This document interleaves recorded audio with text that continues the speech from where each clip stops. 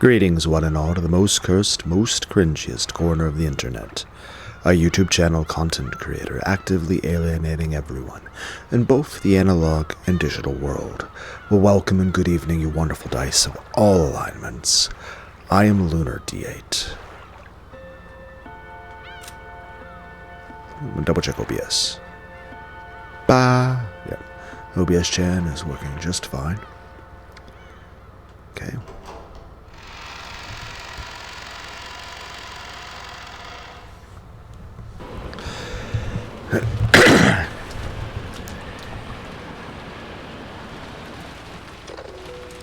A test?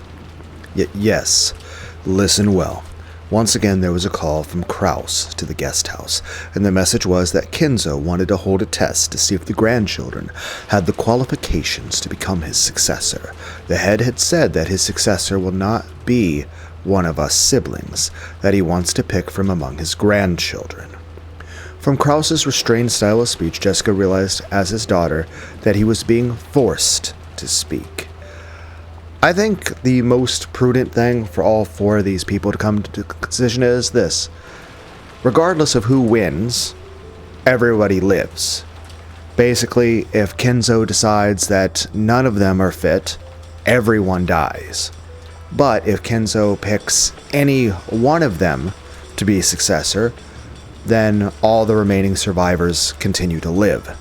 And I would imagine at least half of the people here, maybe even 75%,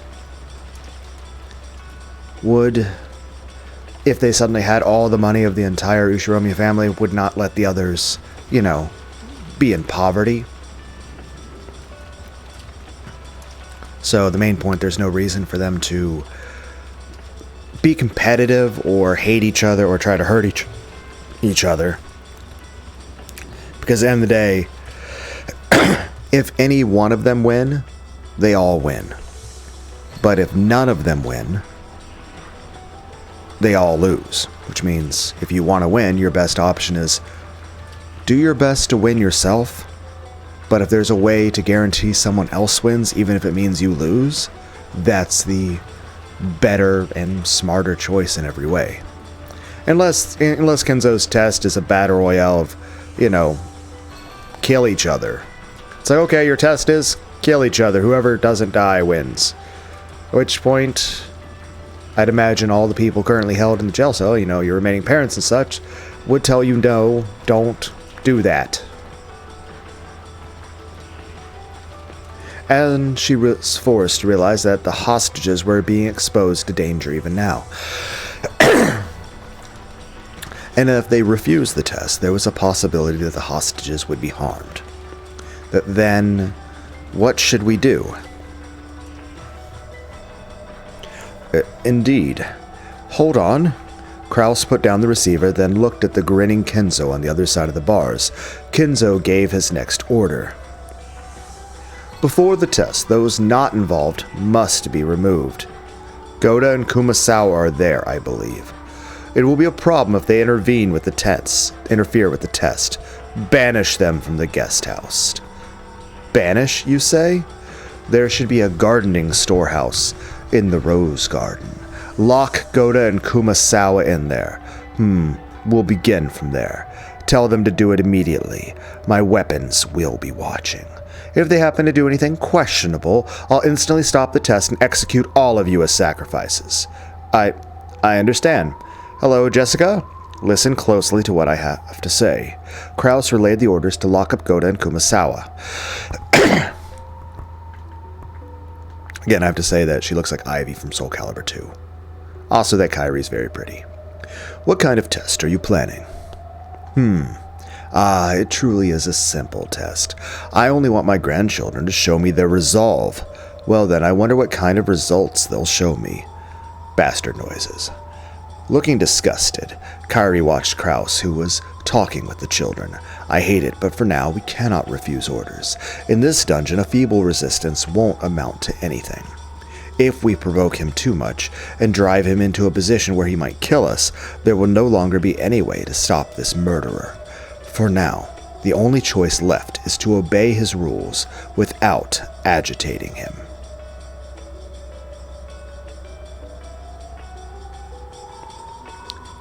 And all the while waiting for an opportunity. However, if we continue to obediently follow his commands, the children might be attacked in this so-called test, and they might even lose their lives. Whether we feign obedience or try to resist, nothing will cause the situation to improve. Anyway, straining our eyes so that we don't let a single chance escape until the very end is the only resistance possible now. While telling herself this, Kairi watched over Kraus as he delivered Kinzo's orders. Kairi-san, let us be patient. I understand. It's unfortunate, but all we can do right now is wait. If only we could do something about these bars, we'd be able to return to the mansion. If only we could somehow get out of here. I'll try something. Kinzo-san? I have a request. What is it, my friend? We understand well that you want to test the children. It is fine for you to do as you desire. Without your power, the Ushiromiya family might have been destroyed long ago. We truly understand why you want to carefully select the person who will take charge. Besides, that is what the family conference is all about. We won't get in your way. Your insight is useful. That's right. This is the family conference, the final family conference, where I will select my successor. And yet, Kinzo-san, it is far too cold here. Since we won't interfere with your test, couldn't you take us to a slightly warmer place?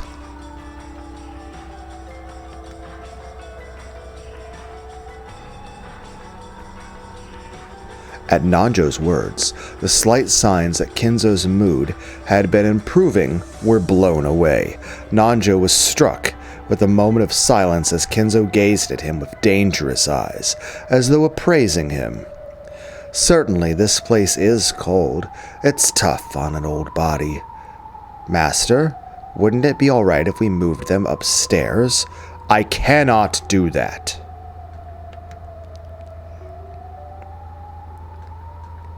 Are you naive, Nanjo? So, by acting as though you'll skip this turn, you truly and splendidly advance your strategy? I'm not falling for that, you see. If you're freezing, then why don't I line the floor with red-hot coals? My apologies. My apologies.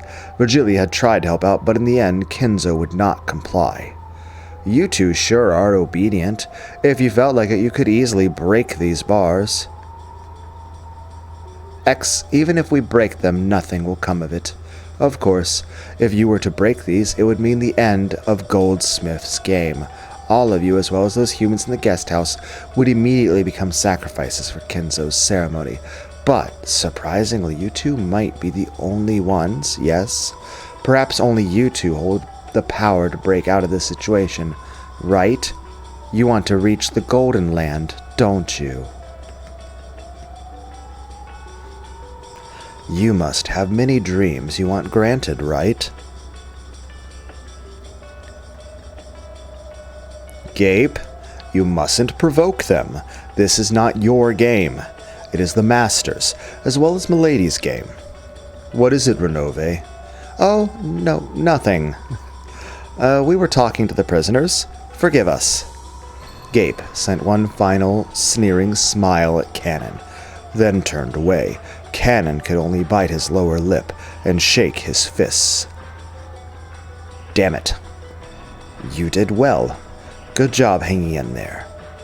We're powerless because we're furniture. That's right, we're powerless. However, furniture is sometimes relied upon and even loved. Right now, we've only been stored away in the basement. Surely one day somebody will love us, because they'll rely on us. That's why, for now, let's ignore their provocation and bear with it. Okay? Father, I've ordered them to lock up Goda and Kumasawa in the storehouse. Very well. Hang up now. Chaista sisters, observe the grandchildren as they lock Goda and Kumasawa away. If they do anything suspicious, then, in that moment, the selection test for my successor will be over. When Kinzo made his order, the Cheister sisters appeared behind him, in a line. Understood, sir. I will scout. 556 and 410 will cover both flanks. 45, you're on wide area surveillance. 00? 556 is... Ah. That's right. Sorry. She was a good kid. That's why I don't like them. Yeah. Good people. What are you doing, Cheister sisters? Follow my orders. My apologies, sir. Then, let us go observe. Move out. The Cheister sisters erased their forms simultaneously. Nanjo and Kairi had witnessed the instance they appeared and disappeared, as if by teleportation, but they interpreted this as moving in and out of the darkness in a way that only looked like teleportation. And the two could do nothing but rub their eyes. Well then, I shall begin the preparations for the test. Renove, Gape, I'm asking you to be the examiners. Virgilia, you'll watch these rats. After all, 2 of my furniture are in here, and you did say how much you love the cold, bitch. Just in case, be on your guard. He glanced at Shannon and Cannon. Tightly closing her eyes, Shannon gave a silent bow and answered wordlessly, avoiding any unnecessary actions. Certainly. I'll be careful. Isn't this cold hard on your old body, Leah? Should I bring you a hot water bottle? Shut up. Go quickly, Gape, Gap. Poo-coo-coo-coo. Well now, what a strange experience this game is. To have a test and examiners. I do hope this development entertains milady. Come, arise, goat attendants. Blah. I don't know how to make a goat noise.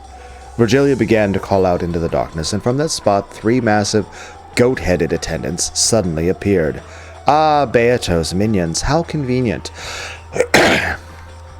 So, you have an army of furries? Okay. Plus, they seem so warm. I see. So you'll use them instead of a hot water bottle? In that case, wouldn't sheep have been better than goats?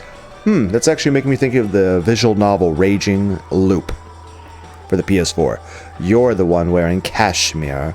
They aren't very bright, but they faithfully follow orders and are quite dependable.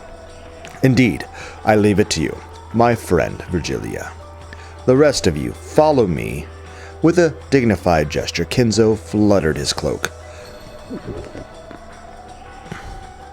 Following him were Renove and Gape, as well as the 3 recently summoned goat attendants. Hey, you 3 are supposed to wait here with me. Don't follow them. The goats jumped in surprise and then came tottering back. Kairi, who had been watching, stunned, as all of this played out, couldn't help but snort.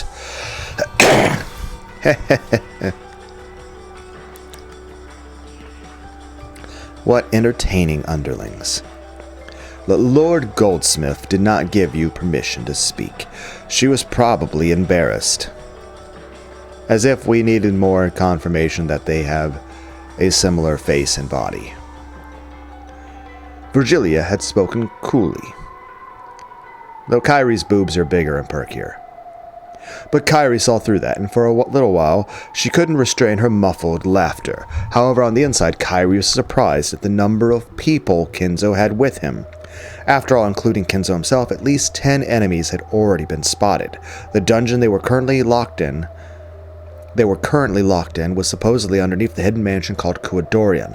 Although the mansion had been whispered of, not even Kraus had known of its existence until today. And there actually several facilities like this one on Rokkenjima, where many unknown henchmen that only Kinzo knows of hide. Just how many humans are on Rokkenjima locked away by the typhoon? No. On the contrary, we are the only ones under the impression that there were only 18 people on the island. Were we, who bickered over whether Beatrice existed or not, and worried about whether a 19 person existed or not, nothing more than the frogs in a well on this island? No, wait, not only that, by now, are there actually more people on the enemy's side than on ours? The wolf-sheep puzzle? Just what the hell is going on? She looks kind of nervous.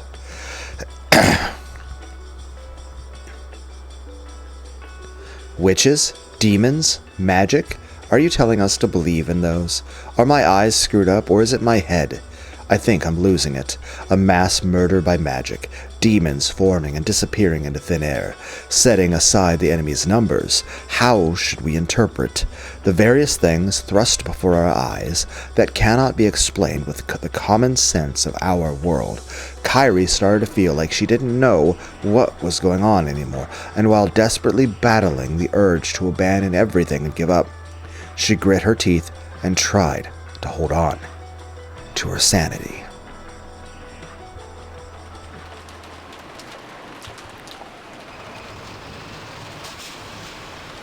Obviously, Goda and Kumasawa are quite unwilling to be locked in the Rose Garden shed. That makes sense. Okay, later, guys. Hope everyone has all the hugs, hat patch you ever want. Thanks for joining me. Bye. Like I said, keeping short videos now. Bye.